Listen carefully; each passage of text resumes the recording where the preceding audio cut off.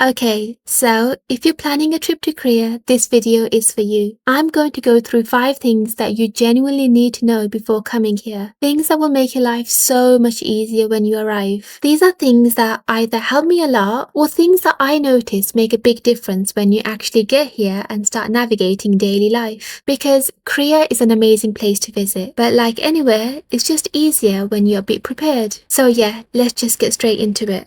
The first thing is learning at least a little bit of Korean before you come. And I don't mean you need to be fluent, but just knowing the basics genuinely makes such a big difference. Things like saying hello, thank you, excuse me, or a few phrases. It makes your experience smoother, but also it's just basic manners. Like if someone came to your country and didn't even try to say please or thank you, you would notice it. You wouldn't necessarily be angry, but it does make a difference, and it's the same here. Even if your pronunciation isn't perfect, people can tell when you're making an effort, and that effort goes a long way. It makes interactions feel more human instead of just transactional. And yes, we are in a time where you can use translation apps for everything. You can type things out, you can show your phone, and that does work. I've done it as well, but there's something different about actually speaking, even just a little bit. It creates a connection. It makes situations less awkward, and sometimes it even makes people more willing to help you. Also, practically speaking, there will be moments where using your phone isn't ideal. Maybe your internet is slow, maybe you're in a rush, maybe you just need to quickly say something. Having those basics in your head helps more than you'd expect. So yeah, you don't need to stress about learning loads, but definitely learn the basics before you come. It's one of those small things that has a big impact. The second thing is getting a SIM card at the airport. This is something I would 100% recommend doing as soon as you land. Don't wait. Don't think you'll sort it out later. Just get it done at the airport. Now, you actually have 2 options for this. You can either buy a SIM card beforehand online through different websites and then just collect it at the airport when you arrive, which is really convenient because everything is already set up for you. Or you can just buy it directly at the airport. There are SIM card stations there and the staff will help you choose a plan based on how long you're staying and what you need. So it's actually very straightforward. Either way works, it just depends on what you prefer. Because the moment you step out, you're going to need the internet, whether it's for directions, messaging someone, checking transport, or even just feeling a bit more secure knowing you can access things. And yes, Korea does have really good Wi-Fi. Like genuinely, Wi-Fi is everywhere. Cafes, restaurants, public places, even some transport areas. You're not going to struggle to find it, but relying only on Wi-Fi is not it. There are going to be moments where you're outside walking somewhere trying to figure out directions and there's no Wi-Fi around, or it's slow, or you need something quickly and you don't want to be standing there trying to connect.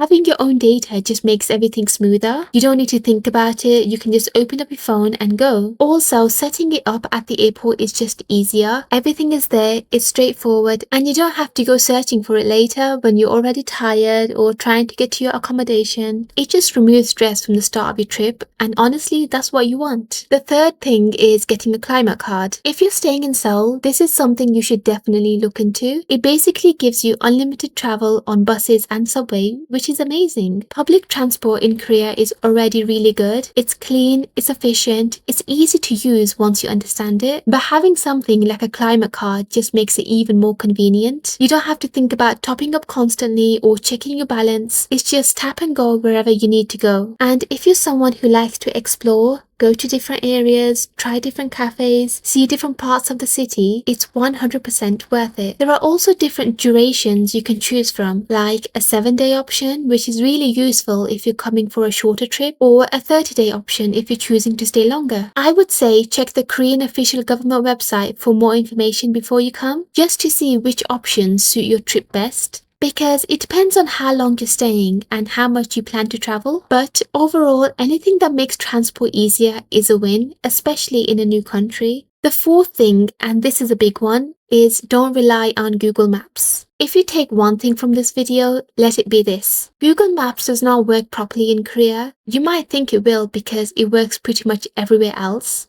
But here it's just not reliable. Instead, you should download either Kakao Map or Naver Map before you come. Set it up, make an account, and get familiar with it because once you're here, you're going to use it all the time. What's really useful is that you can save places in advance. If you've seen cafes, restaurants, activities, or just places you want to visit, You can pin them and organize everything. Then when you're actually in Korea, you can open up the app, click where you want to go, and it will tell you exactly how to get there. Which subway to take, which bus to take, how long it will take, where to walk, everything. It makes your days feel so much more organized without actually having to plan every single detail on that day. You don't wake up confused trying to figure out what to do.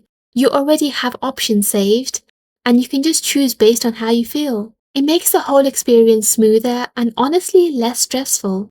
So yeah, those are 4 things that I genuinely think make a difference when coming to Korea.